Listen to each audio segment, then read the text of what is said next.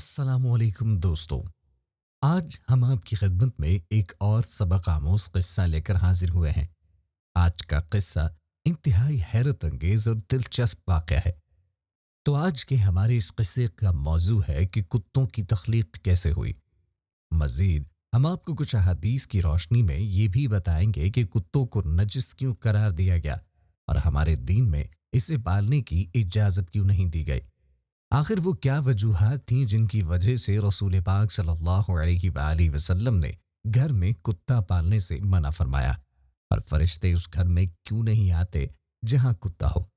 اس video کے آخر میں حسن بصری کی بیان کردہ 10 صفات بیان کریں گے جو ایک کتے میں پائی جاتی ہیں، اور جن میں سے ایک صفت بھی اگر کسی انسان میں ہو تو اس کا شمار اولیاء میں ہوتا ہے۔ دنیا میں کتوں کی کتنی نسلیں پائی گئیں اور کون سی نسل سب سے خطرناک ہے، اسی بارے میں ہم آج کی ویڈیو میں آپ سے بات کرنے جا رہے ہیں، اور ان کے بارے میں کچھ دلچسپ حقائق بھی فراہم کریں گے۔ کیا آپ کو معلوم ہے کہ کتوں کا شمار دنیا کے سب سے زیادہ پالے جانے والے پالتو جانوروں میں ہوتا ہے، اور یہ قدیم زمانے سے انسانوں کا سب سے پرانا ساتھی ہے۔ بہت سے لوگ اسے شوق اور حفاظت کی غرض سے پالتے ہیں۔ جہاں تک ان کی پیدائش کا تعلق ہے تو اس بارے میں 2 حکایات پائی جاتی ہیں۔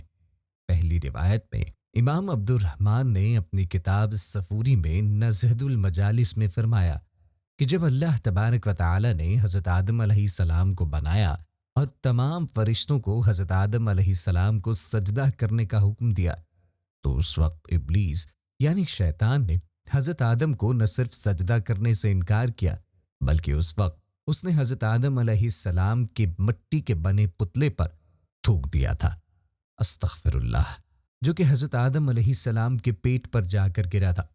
اس کا یہ عمل اس نے اپنے تکبر کے سبب کیا تھا۔ اللہ تبارک و تعالی نے حضرت جبرائیل علیہ السلام کو حکم دیا کہ ان کے پیٹ سے یہ مٹی ہٹا دے۔ اس تھوک والی مٹی کو جب ہٹایا گیا تو اس جگہ پر سوراخ رہ گیا، جو آج بھی انسانی جسم پر ناف کی شکل میں موجود ہے۔ اس واقعے کا ذکر انہوں نے بغیر کسی سند کے کیا ہے۔ اس کا ذکر چونکہ ہمیں قرآن و حدیث میں نہیں ملتا، لہٰذا اس کو صحیح تسلیم نہیں کیا جا سکتا۔ دوسرے واقعے کا ذکر کتاب نور مبین میں ہے، جس میں حضرت علی رضی اللہ عنہ نے رسول پاک صلی اللہ علیہ وسلم سے سوال کیا کہ کتوں کی تخلیق کا آخر مقصد کیا ہے اور انہیں ہمیں گھر میں رکھنے سے کیوں منع فرمایا گیا ہے؟ تو جواب میں ہمارے نبی خاتم النبیین نے فرمایا، جب حضرت آدم اور اماں حوا کو زمین پر بھیجا گیا تو وہ دونوں خوف کے مارے ایک پرندے کی مانند کانپ رہے تھے۔ تو شیطان دنیا کے دوسرے درندوں کے پاس گیا اور ان سے کہنے لگا کہ تم ان پرندوں کی طرح ان کمزور انسانوں کو کھا لو۔ یہ کہتے ہوئے شیطان کے منہ سے تف جاری ہو گیا اور اس تھوک سے کتوں کو تخلیق کیا گیا۔ اس وقت یہ کتے انسانوں اور درندوں کے بیچ اللہ کے حکم سے آ گئے اور انہوں نے انسانوں کو بچا لیا تھا۔ بخاری کی حدیث نمبر 3227 اور مسلم اور سنن نبی داؤد مسند احمد سمیت دیگر کتب حدیث میں ام المومنین میمونہ بنت الحارث سے یہ روایت بیان کی گئی ہے کہ ایک بار حضرت محمد صلی اللہ علیہ وسلم تو مجھے کافی پریشان اور خاموش نظر آئے۔ میں نے ان سے پوچھا، اے اللہ کے رسول، کیا بات ہے؟ آج آپ مجھے کچھ پریشان معلوم ہو رہی ہیں۔ تو نبی پاک صلی اللہ علیہ وآلہ وسلم نے فرمایا، رات جبرائیل نے آنے کا وعدہ کیا تھا مگر وہ نہ آئے۔ وہ سارا دن اسی طرح انتظار میں گزرا۔ پھر آپ صلی اللہ علیہ وآلہ وسلم کو یاد آیا کہ ہمارے بستر کے نیچے ایک کتے کا بچہ ہے۔ آپ علیہ الصلاۃ والسلام نے فوراً اسے نکالنے کا حکم دیا اور اب خود اپنے ہاتھوں سے اس جگہ کی پانی سے دھلائی کی۔ اگلے رات جبرائیل علیہ السلام آئے اور بولے، ہم اس گھر میں داخل نہیں ہوتے جہاں کتا اور تصویر ہو۔ ایک اور حدیث میں رسول پاک صلی اللہ علیہ وآلہ وسلم نے فرمایا کہ جو شخص شوق کی وجہ سے کتا پالتا ہے نہ کہ حفاظت کی غرض سے، تو ہر روز اس کے نیک اعمال کے اجر میں سے 2 قرات کم کر دیا جاتا ہے۔ اس حدیث میں اجر کے کم ہونے کا ذکر ہے اور بغیر سبب کتا پالنا مکروہ تحریمی ہے۔ مکروہ تحریمی ایسا عمل ہوتا ہے جس کے سبب اس گھر میں یہ عمل ہو، فرشتے اس گھر میں داخل نہیں ہوتے۔ کتا مردہ گوشت شوق سے کھاتا ہے۔ اگر اس کے سامنے حلال تازہ گوشت رکھا جائے اور اسی وقت بدبودار گوشت بھی رکھا جائے تو یہ بدبودار گوشت کی طرف فوراً لپکے گا۔ کتا اپنی ہی قے کو بھی چاٹ لیتا ہے۔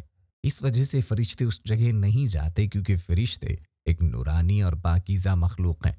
وہ اس جگہ نہیں جاتے جہاں گندگی اور ناپاکی ہو۔ کتا جہاں وفاداری کی علامت سمجھا جاتا ہے وہاں اسے خاص کر مسلم گھرانوں میں زیادہ تر نہیں پالا جاتا۔ اس کی عجیب بات یہ بھی ہے کہ یہ اپنی ہی نسل کے سب سے زیادہ دشمن ہوتے ہیں۔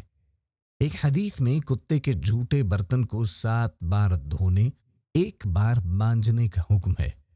سائنسی ریسرچ سے بھی اب یہ بات ثابت ہو چکی ہے کہ کتے کے لعاب میں انتہائی خطرناک جراثیم پائے جاتے ہیں جو انسانی صحت کے لیے زہر کی طرح نقصان دہ ہیں۔ اب ہم آپ کو حضرت حسن بصری کی بتائی گئی کتے میں پائے جانے والی 10 صفات کا تذکرہ کریں گے۔ ان کے مطابق اگر ان میں سے کوئی ایک بھی صفت ایک انسان اپنا لے تو وہ ولی بن جائے۔ کتے کی سب سے بڑی صفت صبر، شکر اور قناعت ہے۔ جو مل جائے اسی ہی قناعت اختیار کر لیتا ہے۔ نمبر 2، کتا زیادہ تر بھوکا رہتا ہے۔ یہ صالحین کی علامت ہے۔ نمبر 3، اگر کوئی دوسرا کتا پہلے کتے پر غالب آ جائے تو وہ اپنی جگہ چھوڑ کر چلا جاتا ہے اور یہ غادرین کی علامت ہے۔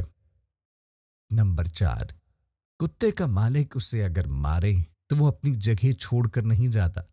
یہ سعادتین کی علامت ہے۔ نمبر 5، کتے کا مالک اگر کھانا کھا رہا ہو تو وہ طاقتور ہونے کے باوجود اس کا کھانا نہیں کھاتا۔ یہ مساکین کی علامت ہے۔ نمبر 6، اگر مالک گھر میں ہو تو وہ جوتوں کے پاس بیٹھ جاتا ہے۔